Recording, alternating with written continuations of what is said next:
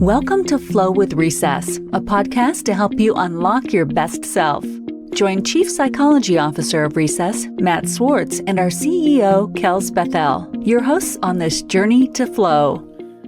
Hello, everybody, and welcome to episode 4 of the Flow with Recess podcast. I'm Matt Swartz. And I'm Kelz. And we're happy to have you today to talk about our topic of perfectionism, which I think will be helpful for a lot of you out there. Yeah, definitely. So probably we could start, Matt, with what is perfectionism? Let the people know. Yeah. So I think there's a lot of different definitions of perfectionism, but the way I would try to make it accessible to everybody is that perfectionism is an attitude where somebody needs to ensure that their experience or output matches a very high or perfect standard and avoids circumstances where they will get negative feedback, right? So this, number one, is on a continuum. There's very intense versions of this and lighter versions of this. Somebody who won't let anything out, whether it's words they say or things they do or work products, unless it's absolutely perfect to the nines. There are other people where, it's somewhere in the middle, and there's other people where it's, it shows up once in a while, or it shows up in certain settings. Like maybe it shows up at work, but not at home. Maybe your kitchen's clean, but your desk is messy. There's all different sort of combinations, right? So it's not all one thing. It's not all type A's. A lot of us probably have particular perfectionist tendencies, but the end all be all is it causes us pain or discomfort to get negative feedback or to put out anything that we feel like might get negative feedback. So we're trying to avoid that pain, and we might experience pain along the road. Yeah, it's interesting when we get into this conversation. I think it'll be pretty interesting for a lot of people because typically we know that society almost encourages this idea of perfectionism. So I think it'll be interesting for people to realize that their perfectionism may actually be hampering their progress, So excited about this discussion for sure. So Matt, maybe you could probably tell us, like, from your experience, like, what are some of your experiences with perfectionism for yourself? Yeah. So I often like to refer to myself as a recovering perfectionist, which is to say, like, I'm doing the work, I'm not perfect at not being a perfectionist, I haven't left it all behind, but then I've seen the challenges, I've seen where it's hurt me, and I don't want it to continue to impact my life, and especially the people who love me anymore. So, one of the ways I saw it coming out a lot is like with my wife. She would say I would come home from work every day and I would always have something that needed to be better. Right. So I would give her these critiques, or if she said a word wrong, I'd say, do you mean blank? Or if, she forgot something, I would, pester her, or that's not a good example, but I would, oh, why did you wash the dish this way? Why didn't you wash it that way? Oh, why did you do that with the kids instead of I always had a correction. I always had what she called like a critical comment. And to me, it was normal because I grew up with that. I grew up with being told every 10 seconds what I wasn't doing perfectly. So for me, that's how people communicate. Turns out that's not how she feels about it. So, that was one area. Another place I noticed was, I would wake up every morning and, like, when I'm showering, I would notice this ongoing thought spiral, this rumination of what did I do wrong yesterday and what could I do better today? And so that meant the first 20 minutes of my day, 20, 25 minutes of my day, every day was just this brutal self-analysis. And it was just yucky. And again, that's been with me ever since I was a kid. So I didn't know that, one day my therapist said to me, Matt, you don't have to feel that way. And we did some work, and now I don't. Now I don't wake up every morning and ruminate about what I could have done better. So those are two, like, really personal ways that I've seen perfectionism. And then the last that I would mention is, the stuff that kind of comes out at work with my team at work, right? And for me, that's like I do a lot of training and I do a lot of curriculum development, right? And so, oftentimes I'd create this curriculum and then I'd have challenges number one, receiving other people's critical feedback. I'd get defensive. I would, oh, they don't get it. Oh, they don't like it. There was a lot of defensiveness where I couldn't hear the feedback I needed to hear.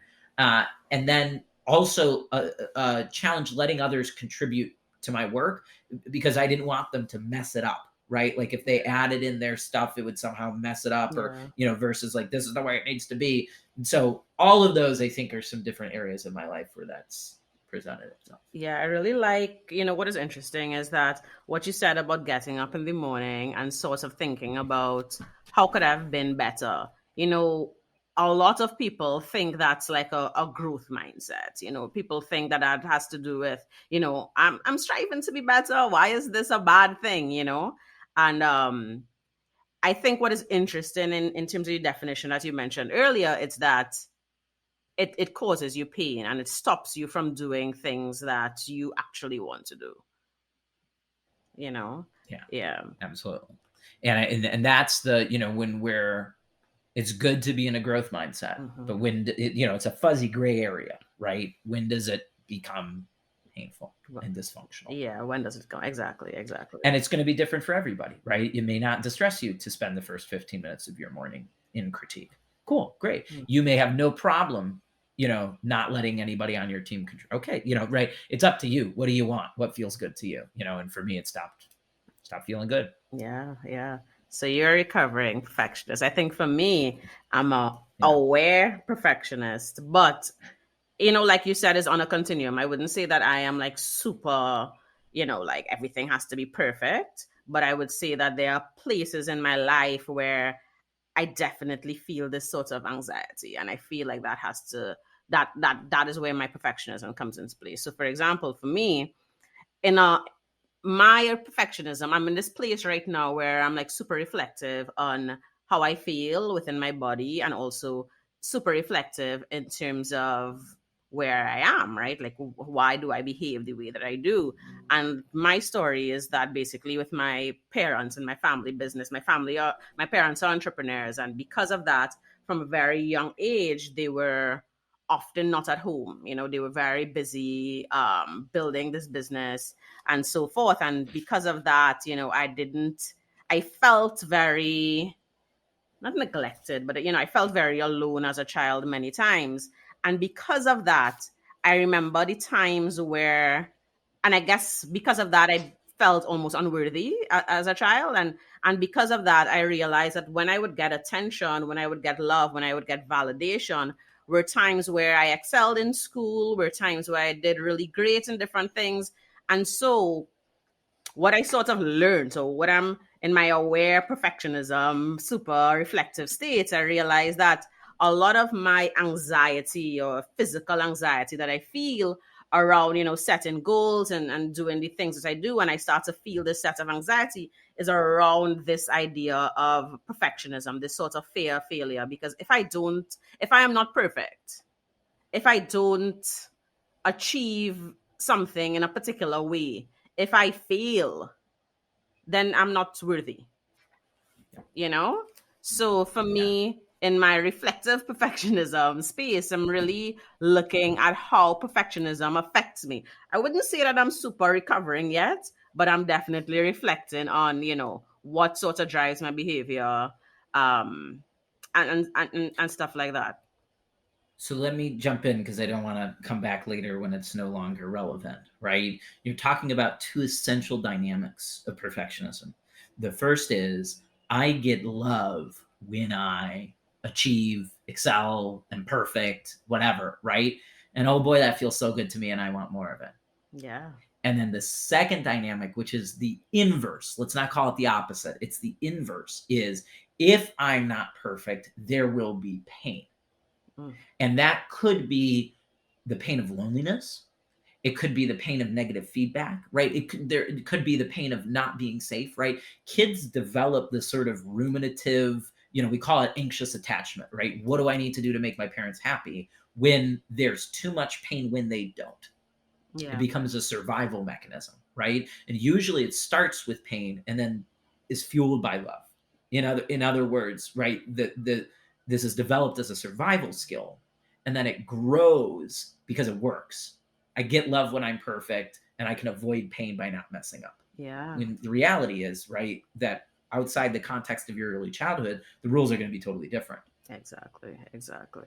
And I think for a lot of people, even in terms of assessing their sort of perfectionists and why they behave the way that they do, it's also important to reflect on that. Like, what are some of the driving factors really behind this idea or this need to be perfect, you know?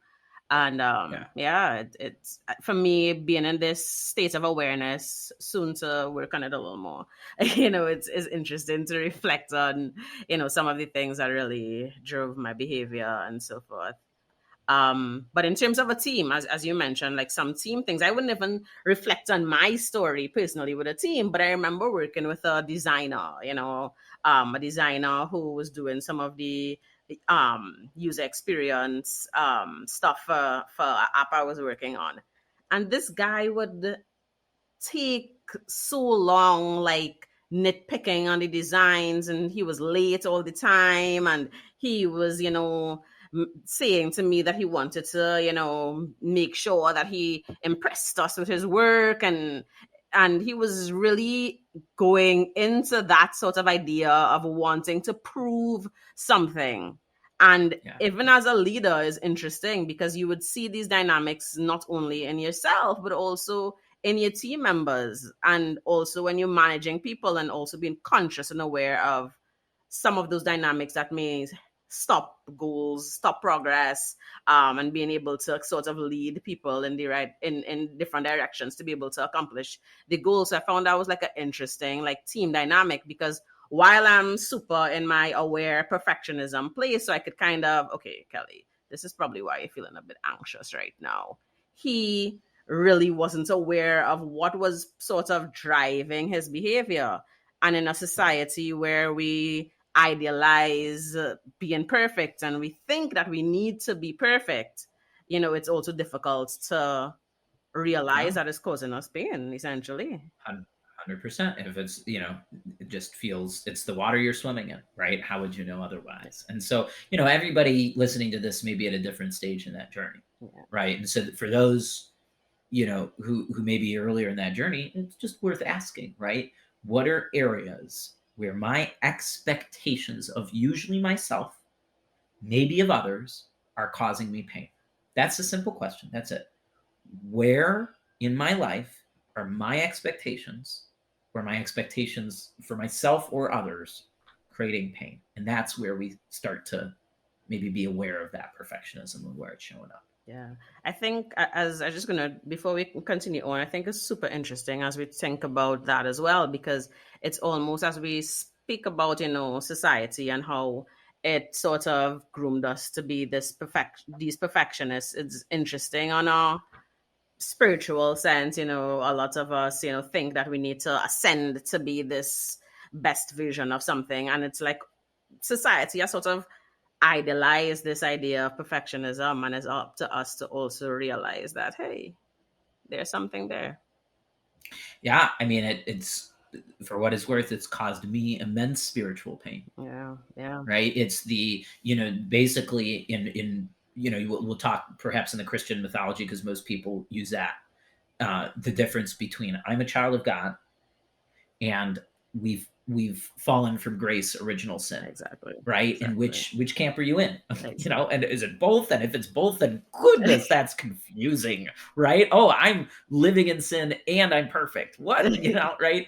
And yeah, absolutely. Our cultural structures influence how we filter our religion and our philosophy and our spirituality. And we talked about a couple episodes ago, this podcast being trauma informed. What that means is asking, do these expectations of myself arise from past pain? Yeah.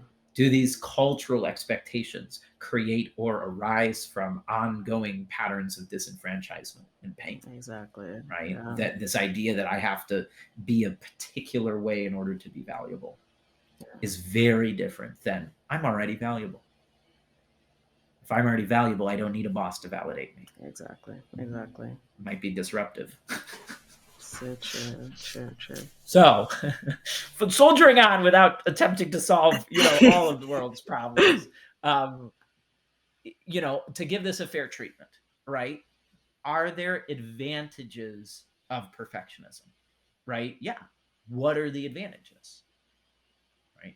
I think, some advantages that I can come up with, right, are, number one, it's going to increase the likelihood you're going to get positive feedback, right? I mean, it's going to do what you want it to do. It's going to, number two, as we said, it's going to protect us from pain and criticism. Yep. Yeah, absolutely. If you don't put something out there, I remember this time in college, I started I loved like advice columns in newspapers. Yeah. I started a therapy blog advice column, and like a week in, somebody gave me a nasty reply about like, "What? Who are you to even do this? You're some 19-year-old." Blah blah blah blah blah. I shut it down. I ran away, and I never went back. Yeah. Right? Like my perfectionism, I couldn't handle the potential of that negative criticism. Right? Um, and then it does have the benefit, third, of increasing our social value that we get from other people, right? The better we do, the more positive feedback we're getting. So again, we're back to this whole idea you're discussing, Kelz, of society glorifying perfectionism, right? So yeah, are there benefits? Absolutely. Are there benefits to watching TV and alcoholism and yep, absolutely. There are benefits to any pattern of behavior, True. right? And the question is, how much pain is it causing to mitigate those benefits? Yeah, and I also add to, for some people, they probably would see a benefit of perfectionism as, I mean, I guess this is also tied to sort of the social standing and stuff, but also helping you to actually achieve your goals, like getting you past that's what we said, that correlation with growth mindset. The perfectionism also tends to help you to perform better, right? So that is sort of like a pseudo advantage, I guess, in terms of um helping us to perform better, helping us to. But I mean, I guess it will all come back down to like a social, why do we want to perform better? But, really helping us in that growth mindset to be able to achieve the next goal or achieve the next task in a way that we would like as well. Yeah, absolutely. Yeah. And then, well, I guess. So, yeah. Oh, no, I was just going to say, I guess also, what are some disadvantages of perfectionism? Like, what are some of the things that we talk, we started off talking about the difficulties, but what are some of these disadvantages while we could see the positive, the upside in perfectionism? Yeah.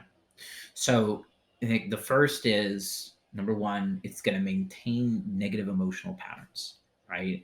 If you see yourself continuing to get angry, like I was, my anger, frustration, or annoyance at my wife, she wasn't doing everything perfect. It just kept growing that anger, growing that anger, growing that anger. And now I'm angry at my wife that she can't be this perfect, ideal person that I have in my head. And it's just getting worse and worse and worse and worse. And boy, oh boy, if that goes unchecked, there's a divorce on the horizon, right? No two ways about it.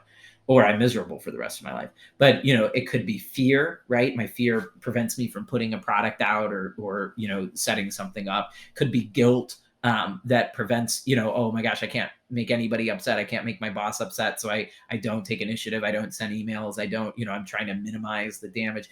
Could be, a sense of despair, of hopelessness. I'll never get this right. I'll never be able, whatever particular emotional patterns, usually it's multiple, surround your perfectionism, is just going to keep feeling yucky, keep feeling yucky, keep feeling yucky, and get worse and worse over time because emotions will grow. Yeah.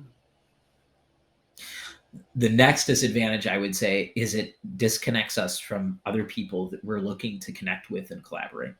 Right? You're talking about this developer you're working with, right? This is a perfect example.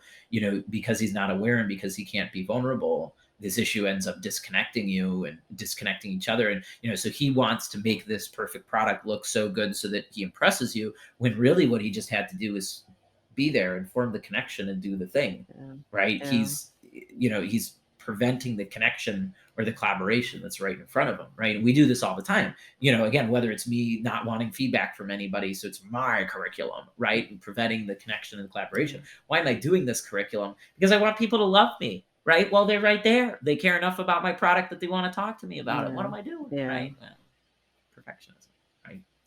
So negative emotions, disconnection. Number three, it's going to disconnect ourselves from ourselves and our body. What do I mean by that, right? Well, if it feels yucky all the time, to make mistakes, I'm going to get more and more disconnected, more and more disconnected. I'm not even going to pick up those feelings anymore. And I'm going to be disconnected from again, what we might call, my true self, right? My creative energy, my inner child, my ability to create and produce. I used to do improv. I remember one time I got this really critical piece of improv feedback, and it probably took me 2 or 3 years to recover from that feedback on stage, of like, I just totally stopped doing some of the outrageous zany stuff I was doing because one guy didn't like it. Yeah. Right. And so, I got disconnected from myself and my natural creative spirit and energy. And to this day, my improv doesn't look the way it looked in college. And it's sad sometimes.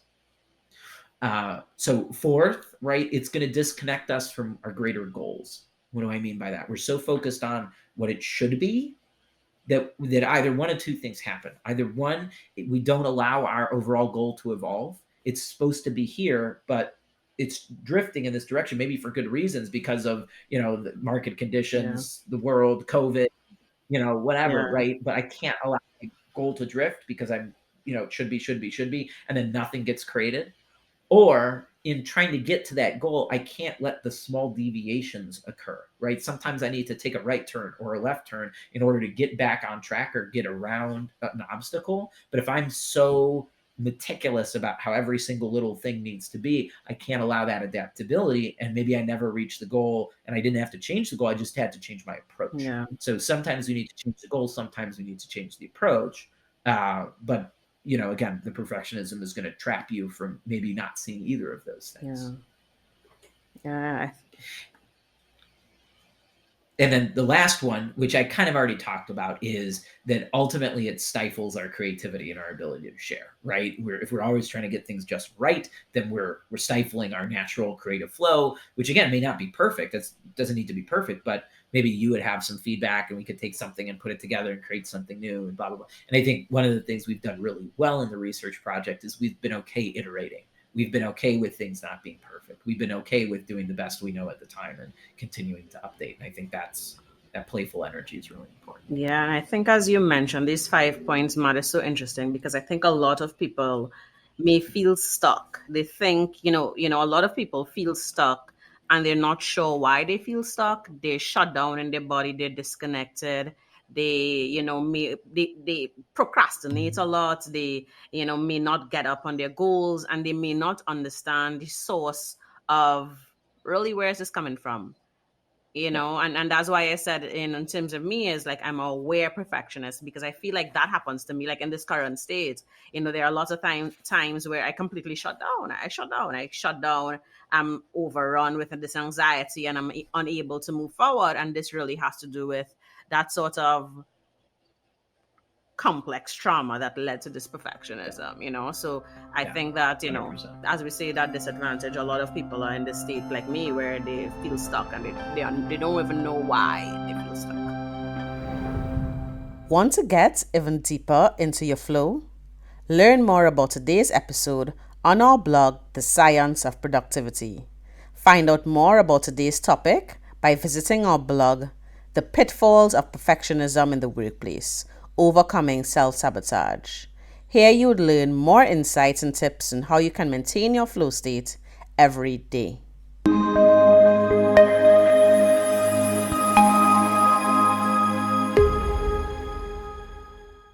I don't think anybody who wrote any of those productivity books, I don't know, pick some guy, Dave Asprey, whatever, they didn't go, okay, I'm going to go find a book and let somebody teach me how I should be.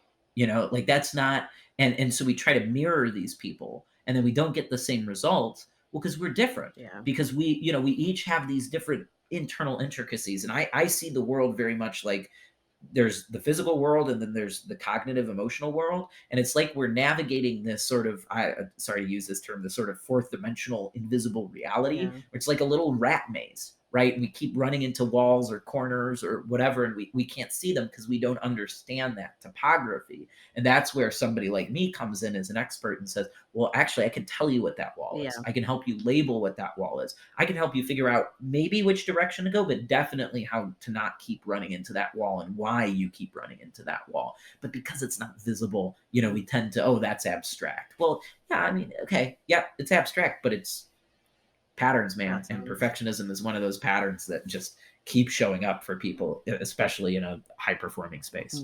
Yeah, for sure. So I guess the next thing that we want to talk about is like really what sort of creates, I mean, we sort of spoke about it before, but what really creates and maintains this state of perfectionism? Yeah. And so, oftentimes, so nature and nurture, right? Yeah. So some people are born perhaps more averse to pain, or having more of a predilection towards this sort of excellence perfectionist mindset, right? So I'll give you that.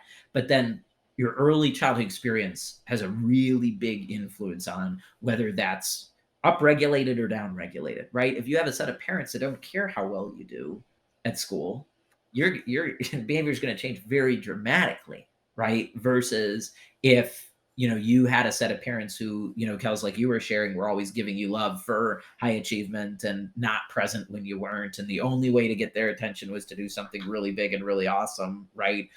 So again, it's making the past present for most of us, right? We're trying to navigate new environments using information that we developed in our early childhood in a very specific environment. The reality is nobody's ever going to treat you like your parents did. Yeah. Period.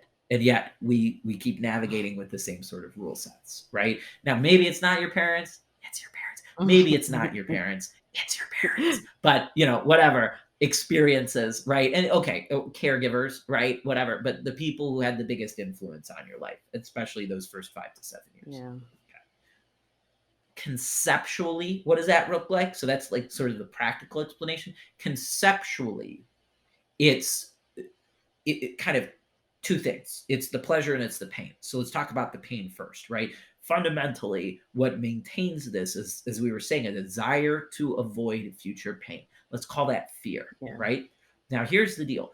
Fear is different than danger. Danger is, I'm at risk. Mm-hmm.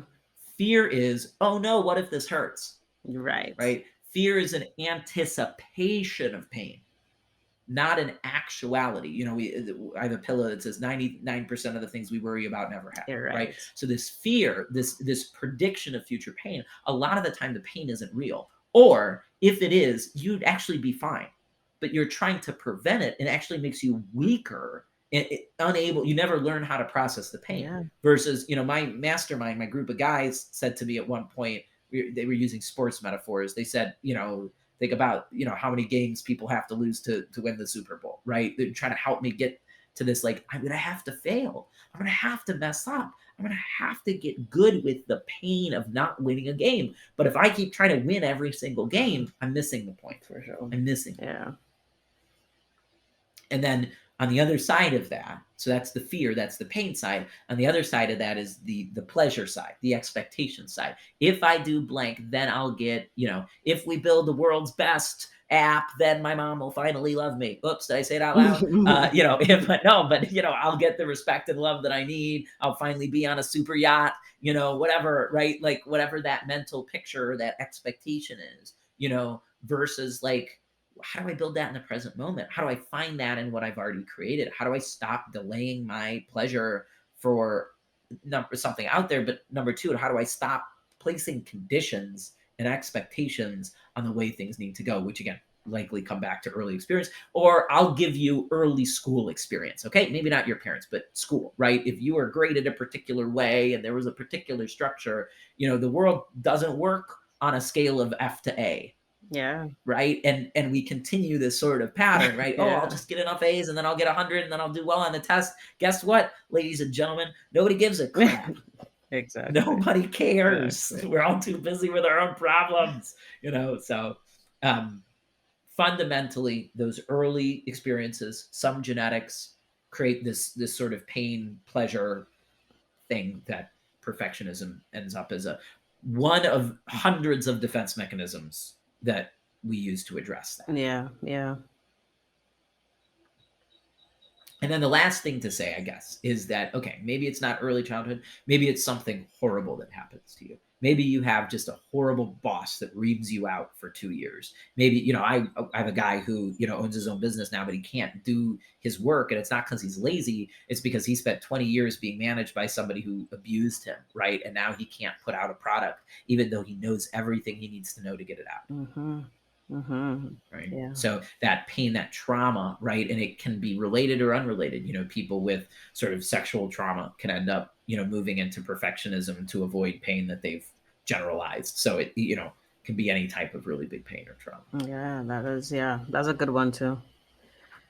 A good one. So how could we release, I mean, this question in terms of how could we release some of and improve some of this perfectionism? The real answer in terms of some of this real stuff would be like go to therapy, use recess, like those would be the answers in terms of dealing with some of these things. But for me, in terms of just the state of awareness, besides those two first things, I would say that what helped me over the last, let's say, 2 years is really thinking more experimental. Like just detaching from the outcome and just experiment and have fun, and just not tie every single thing to an outcome. And I think being more experimental really helped me, and because I'm experimenting, I just release because it's an experiment anyway. We have to test, we have to see how it goes. So this sort of excitement with experimenting and seeing how things go really helped me. And I would like, and basically to there's this Reid Hoffman quote that basically says, in terms of like for what we're doing, like in terms of app development and product development, there's this quote that says, like if you're not embarrassed by the first version of your product, like you launch way too late. And so, just like considering that as well in terms of everything that I do, and just realize like it's not that serious, Kelly. Like you can just do the thing and just experiment and just have fun, and you will improve and iterate and build upon those things, and just having that has helped me, a bit. But also the therapy and the recess is needed as well to No. yeah. But we got to be practical about what we can do in our daily lives. Yeah. There's a similar quote from Adventure Time, which is you got to suck at something before you can be kind of good at something, Yeah. right? Which is the same stuff, right? Like, and again, be prepared to fail. And I think seeing life as an experiment is a really good way to think of it. Yeah. But again, you were talking, you mentioned earlier, this sort of growth mindset, right? This is part of the growth mindset. This is inherent in the growth mindset. The growth mindset says you're going to fail. Yeah. Right? It's the fixed mindset that says I have to do the best I can and my capacity is limited and I always have to achieve. That's the fixed mindset. That's not the growth mindset. The growth mindset says, "Oh, I'm going to mess up." Yeah. The growth mindset says, "I'm going to be better in 5 years than I am right now." Yeah. Yeah. You gotta integrate that reality. No matter what you do, you'll be better at it if you keep going. There's no way to so you can't be perfect. There's no such thing. As long as you're working on the thing you want to work on, in 5 years you'll be better at it. And you'll look back and you'll go, "Oh." Right? I mean, look, I'm 32. I'm not the oldest person in the world, but the number of things I can look back on and go, "Oh, that was adorable." Right? I'm going through and updating a curriculum that I did 6 years ago. And I'm like, "Oh, sweetheart, this was a mess. Like, this is a mess. This is, and I received feedback to that, but I couldn't, I thought it was perfect. I thought it was amazing. I thought everybody didn't get it, it was too brilliant for the whole room, and it just turns out I didn't know how to develop an effective critic, right? So growth. Yeah. So seeing it as an experiment, Kelz, right? And being willing to deal with the pain that comes with that. So for me, and of course I'm going to give like a deeper, like inaccessible abstract answer. So I'll try to make it accessible. What, which is essentially what you were saying, go to therapy, right? Working on underlying safety issues that perpetuate control and judgment. Okay. So let me unpack that, right?